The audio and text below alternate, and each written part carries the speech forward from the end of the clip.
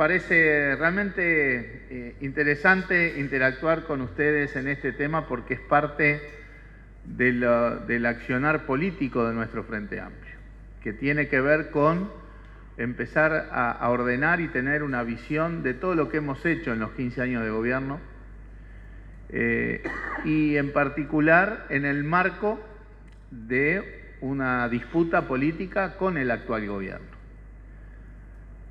La excusa, entre comillas, es el envío al Parlamento del proyecto de ley de rendición de cuentas, que como proyecto de ley, es decir, como articulado, es muy sencillo, es un artículo solo que lo que tiene son números.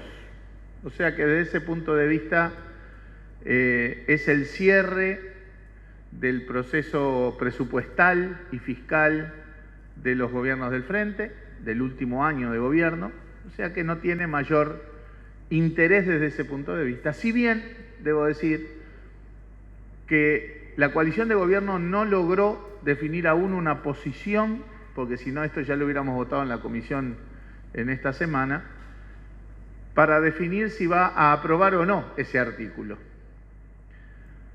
Hay una tradición en el Uruguay, porque la Constitución obliga a que un nuevo gobierno tenga que presentar la rendición de cuentas del último año del gobierno anterior, por construcción, es ineludible. Y hay una tradición de cierre de estas cosas, de lealtad institucional, hasta podríamos decir. Hay que recordar que el Frente Amplio en 2005 tuvo que presentar la rendición de cuentas del año 2004, y obviamente que ni por asomo el Frente Amplio compartía la política económica y el proceso económico y fiscal que se venía dando. Pero tuvimos la lealtad institucional de aprobar para dar ese cierre formal, si se quiere, que reitero, recoge las mejores tradiciones del Uruguay, de ese Uruguay que tanto reclamamos o que tanto nos enorgullece de la continuidad institucional. Hoy en la coalición hay voces que dicen no votemos, porque es igual si no votamos las rendiciones anteriores, porque no compartíamos la política económica, para que, bueno, ese es un punto de debate que están discutiendo ellos hoy, y por eso recién el próximo martes en la comisión vamos a ver qué deciden, si van a aprobar o no este artículo. Que voten o no este artículo no tiene mayores consecuencias prácticas, ¿verdad? Si la rendición de cuentas fuera algo más cosas que un artículo único, bueno, ahí sí. Pero como esto es artículo único con números de cierre, no tiene mayores consecuencias prácticas. Es más una señal política y nosotros sí lo ponemos en el tramo de que es una señal de lealtad institucional. Decía entonces que como proyecto de ley no reviste mayor dificultad, entre comillas, pero sí es la excusa para un debate de relatos, un debate de entender qué país dejó el Frente Amplio después de 15 años de gobierno. Eso se da en el marco de un claro intento del gobierno, que ya tenía definida una estrategia de recortes, de rebajas salariales, de rebajas de jubilaciones y pensiones, de recortes presupuestales generalizados. Hoy trasciende también el recorte drástico que se está planteando incluso para la Agencia Nacional de la Innovación, como una perlita más de la cantidad de anuncios en esa dirección que se están dando en todos lados. El recorte a las políticas sociales. Hay que recordar que en la campaña electoral, cuando ellos decían, antes de la pandemia, ¿verdad?, cuando ellos decían que iban a recortar 900 millones de dólares de gasto público, y nosotros decíamos, eso es imposible que lo hagan si no recortan políticas sociales, y ellos decían que no, que lo iban a hacer y que las políticas sociales no se tocaban. Bueno, pues ahora la propia ministra de Economía dice que si no hay una adecuación rápida de las cuentas públicas, hay un riesgo de continuidad en las políticas sociales. Entonces ellos tienen esa orientación de recorte drástico, lo vamos a ver a fines de agosto cuando presenten la ley de presupuesto, porque ahí van a tener que poner en negro sobre blanco realmente cuántos recursos le ponen a cada cosa y mostrar claramente dónde están sus verdaderas prioridades. Ellos tenían esta estrategia de recorte presupuestal, de recorte de políticas, de rebaja salarial, de rebaja de pasividades. Pero el intento de relato viene en el sentido de justificar esas orientaciones por dos cosas. Uno, la pandemia. Nadie va a negar que la pandemia tiene impactos. Y dos, y acá viene el punto, el desastre de país que dejó el Frente Amplio, que justifica la necesidad de esos recortes drásticos y ese cambio de orientación. Y ahí es donde nosotros entramos en la discusión, porque la rendición de cuentas es el momento que da esa excusa para este debate. El gobierno presenta un informe económico financiero que acompaña la rendición de cuentas, o sea, ese artículo único, con un informe que realmente yo le llamé en la discusión en la comisión, entre comillas, caprichoso, ¿verdad? Es sesgado. Muestran un conjunto de gráficos para mostrar un conjunto de variables y según convenga, el gráfico arranca en 2004, en 2012, en 2015, en 2018. Todas arrancan en el momento en que de repente hay alguna caída o algún deterioro. O sea, un relato en donde no hay un solo reconocimiento de lo hecho por el Frente Amplio en 15 años. Yo recuerdo en 2005, y hasta por momentos el gobierno fue criticado por haber sido tan franco en algunas cosas, que en el marco de, obviamente, una visión crítica de lo que era la política previa al 2005, había un reconocimiento de que algunas cosas habían sido hechas en la dirección correcta, del manejo de la deuda, en cosas por el estilo. Bueno, en este informe no hay un solo reconocimiento de todo lo hecho por el Frente Amplio en 15 años. Es un informe absolutamente sesgado y caprichoso, en donde lo que intenta es contribuir a ese relato, reitero, que es el Frente Amplio nos dejó un país fundido, un país en declive, un país en caída. Y esa es una de las justificaciones, entonces, según el gobierno, por la cual hay que ir a un ajuste drástico, a un recorte que habían negado durante la campaña electoral. Por lo tanto, nuestra estrategia en la bancada del Senado, que una vez más estamos actuando en total sintonía, con total espíritu unitario, pero porque discutimos y compartimos la forma de actuar en el terreno parlamentario, por unanimidad de todos los integrantes de la bancada, definimos una estrategia en donde básicamente la idea era reivindicar un relato que mostrara que el Frente Amplio no solamente no había dejado un país en crisis, sino que había dejado un país bastante mejor que el que había recibido. Anticipábamos esto con el hecho de que, si bien nosotros reconocemos que el gobierno ha manejado la crisis del COVID-19 en el terreno sanitario, no en el económico, en el sanitario de manera razonable, también reivindicamos que el gobierno pudo tomar muchas de las medidas porque había habido 3 gobiernos que habían fortalecido al Estado, que habían fortalecido las infraestructuras y las capacidades del Estado, porque no se podía pensar en el teletrabajo sin la conectividad de primer mundo que tenemos en el Uruguay. No se podía pensar en la educación a distancia sin esa conectividad y sin el Plan Ceibal. No se podía pensar tomar algunas acciones que fueron tacañas del gobierno en materia de subsidios si no hubiéramos tenido un MIDES, políticas sociales y el mapa de información, hogar por hogar prácticamente, de las condiciones sociales en las que vive la población uruguaya. No quiero ni imaginarme lo que hubiera sido esta pandemia si nos agarraba con el estado de situación que tenía el sistema de salud antes de la reforma. Hubiera hecho estragos. Y ya que hablaba hoy de la ANI, un acierto del gobierno que fue convocar a la comunidad científica para ayudar. Bueno, yo digo un poco en broma que a los científicos no los trae la cigüeña que viene de París. Los científicos se forman en una comunidad que requiere desarrollo, apoyos, y es indudable que en estos 15 años la Universidad de la República recibió apoyos como nunca. Y además el Frente Amplio creó la Agencia de la Innovación, el Instituto Pasteur, la Universidad Tecnológica. Pero ahora también en el terreno de la evolución macroeconómica y financiera, y eso es un poco lo que nos vamos a focalizar ahora. Por eso un poco en ironía hablamos de relato y realidad, de la necesidad de construir el relato que ellos quieren instalar para dejar en claro nuestra perspectiva de 15 años de gobierno del Frente Amplio. Acá hacemos un poco el siguiente juego. En la gráfica del lado izquierdo está el gráfico que puso el gobierno en su informe. Y en el gráfico del lado derecho está las mismas variables, pero considerando todos los periodos de gobierno del Frente Amplio. En primer lugar, ¿cómo creció la economía? Porque ahora se nos quiere plantear la idea de que tenemos una economía en recesión que se viene abajo.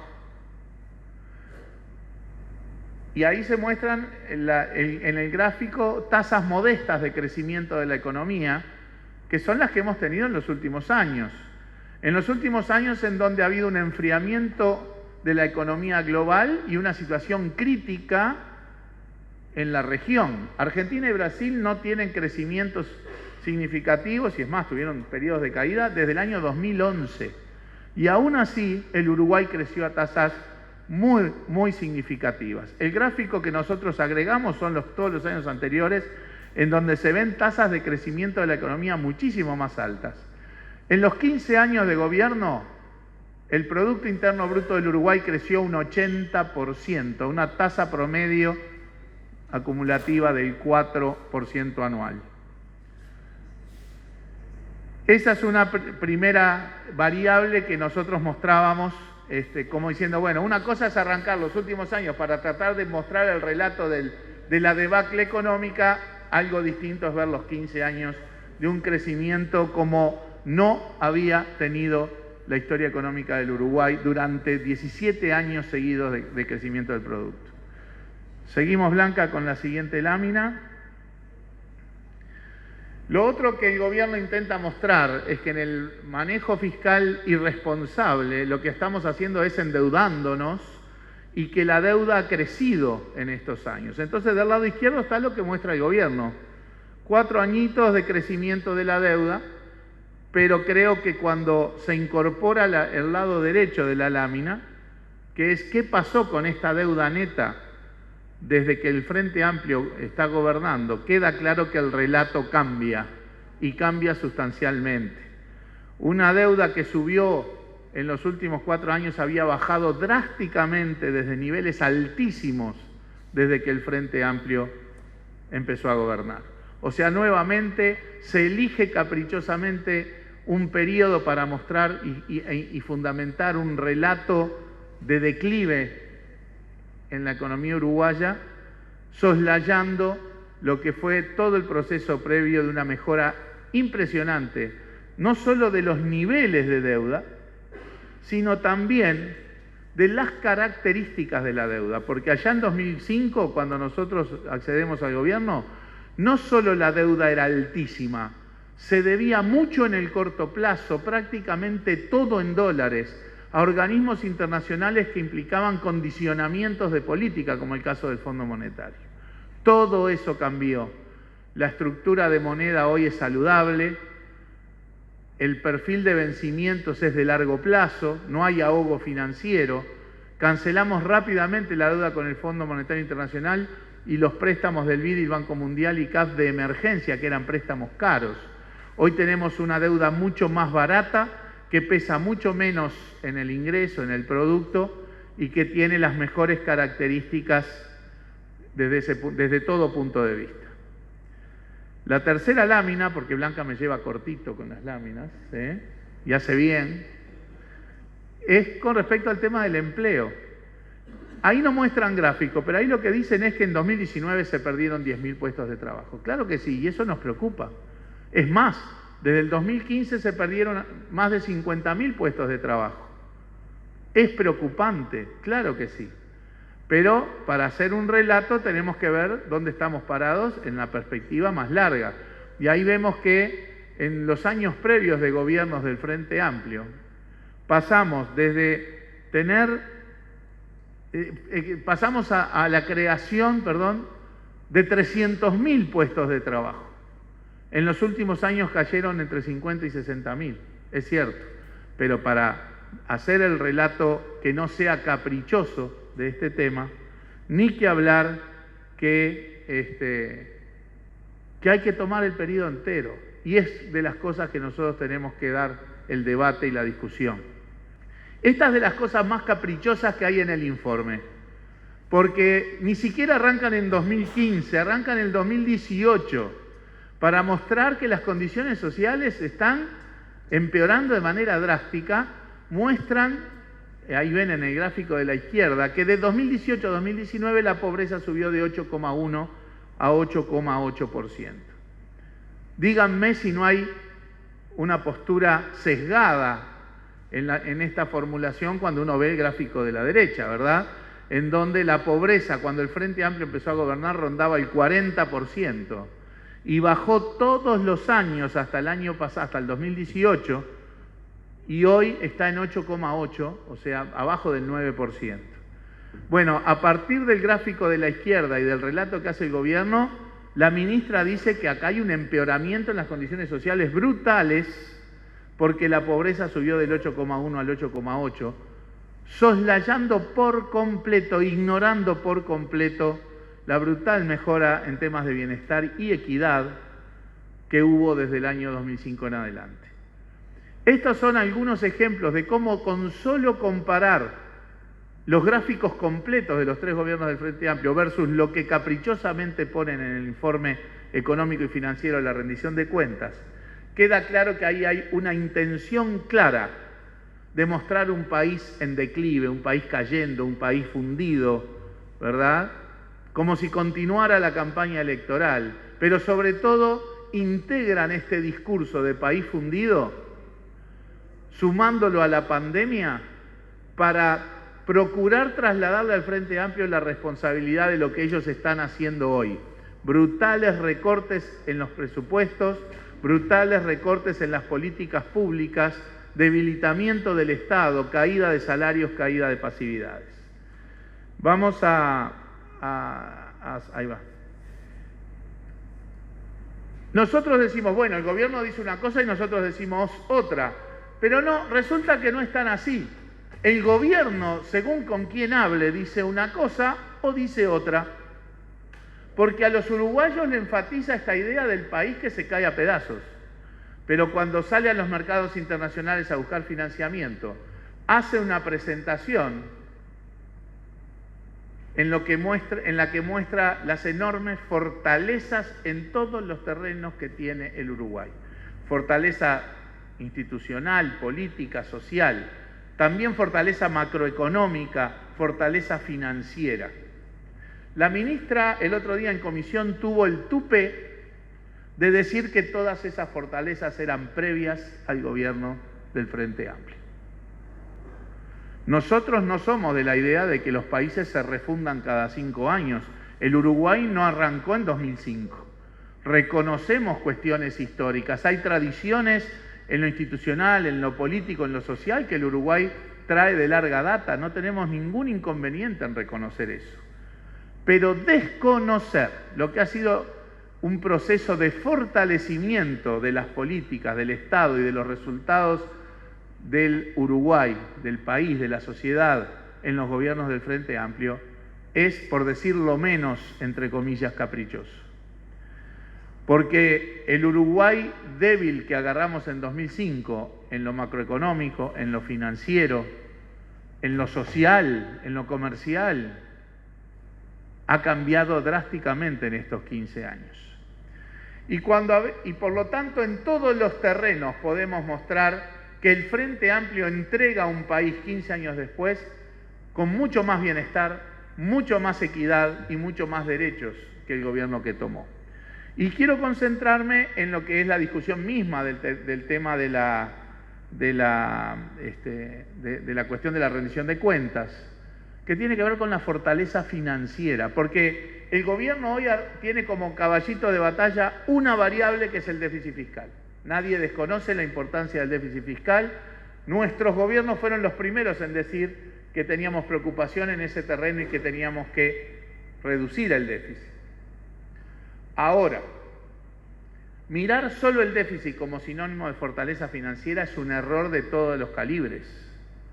Tratar de insinuar, como hizo la ministra el otro día, de que el Uruguay tiene una trayectoria no sustentable en las cuentas públicas, es muy peligroso y es incorrecto.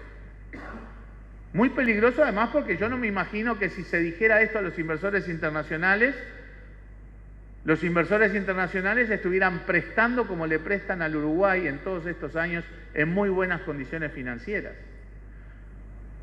Cuando se pregunta si hay sustentabilidad o no, la respuesta la dan los inversores que ponen la plata arriba de la mesa, la respuesta la dan las calificadoras de riesgo que nos tienen con grado de inversión, la respuesta la dan los organismos internacionales que nos evalúan permanentemente. Yo quiero recordar que en el último informe del Fondo Monetario Internacional, ellos hablan de que Uruguay tiene una situación económica y social, usan la palabra envidiable. Pues nuestro propio gobierno quiere erosionar ese mismo relato. Es insólito. Y nosotros lo que queremos enfatizar es que la fortaleza financiera del Estado uruguayo hoy es mucho más potente que la del 2005, por más que el déficit fiscal sea más alto. ¿Que hay que trabajar para reducir el déficit? Por supuesto. Nadie dice que eso no deba ser así para consolidar esa sustentabilidad de las cuentas públicas del Estado. Pero no se puede mirar solo el déficit como indicador. Porque es cierto, en 2004 el déficit era más bajo, pero prácticamente no había reservas internacionales y hoy hay 15.000 millones de dólares.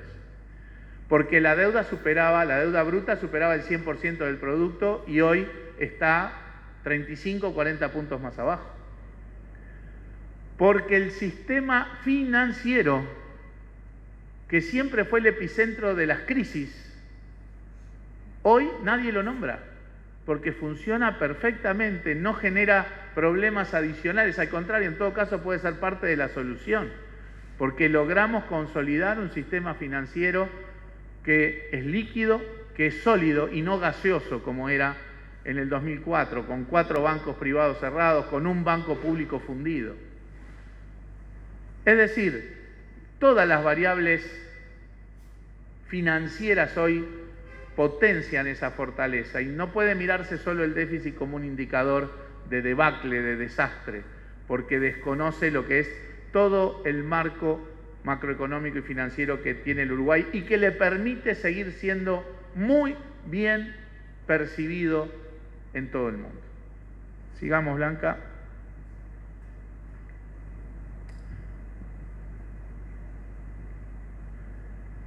Bueno, justamente ahí en esta lámina consolida lo que estábamos diciendo, al punto tal de que Uruguay obtiene financiamiento en muy buenas condiciones, con el grado de inversión y con todo otro conjunto de fortalezas, de sellos de credibilidad que espero que no se erosionen, porque cosas que hay en la LUC nos hacen correr el riesgo de erosionar nuestra reputación en materia de prevención de lavado de activos, o algunos proyectos de ley ahora como los de residencia fiscal que pueden llegar a erosionar nuestra credibilidad en materia de ser un país cooperante y transparente en materia de información tributaria.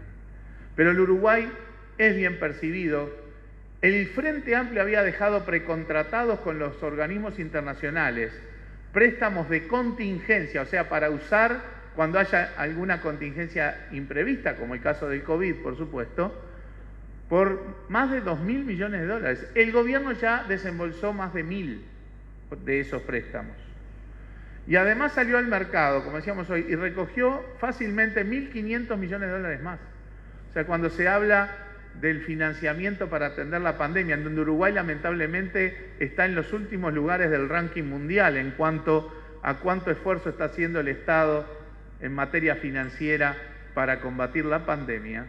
Bueno, la medida que hemos propuesto, por ejemplo, cuando fuimos a hablar con el presidente de la República, de ese ingreso mínimo básico, de un salario mínimo para las 300.000 familias más vulnerables del país por unos meses, tiene un costo de menos del 10% del financiamiento del que estamos hablando, de los 2.500 millones de dólares que estamos hablando. Ahí claramente hay un posicionamiento político ideológico, hay claramente diferentes sensibilidades con respecto a cómo abordar el tema de la pandemia, tanto en cómo hacer el gasto de este financiamiento como a quién le cobramos impuestos, ¿no? Que quedó claro que el gobierno dijo con todas las letras que al capital no se le iba a cobrar impuestos. Sigamos, Blanca, la lámina siguiente. Esto es simplemente una caricatura de que si realmente los uruguayos percibieran un país fundido, no tendrían la confianza en el sistema financiero que tienen. Y vean ahí simplemente en el gráfico lo que han cambiado los patrimonios de los bancos públicos. Un banco público como el BROW, cuyo patrimonio en 2004 apenas superaba los 300 millones de dólares y hoy está cercano a los 2.000, o, con mucha más claridad, el del banco hipotecario, que estaba cerrado, porque estaba fundido, porque lo habían fundido no solo por lo que había pasado en la crisis del 2002, sino por una historia clientelar, por una historia de utilización del banco hipotecario con objetivos de clientelismo político, ¿sí? Y hoy tiene un patrimonio que supera, no veo bien ahí el número, los 800 millones de dólares. Y es porque la gente también tiene los depósitos en el sistema financiero o en otros instrumentos, porque confía en todo el proceso macroeconómico y financiero del país. Bien, sigamos, Blanca.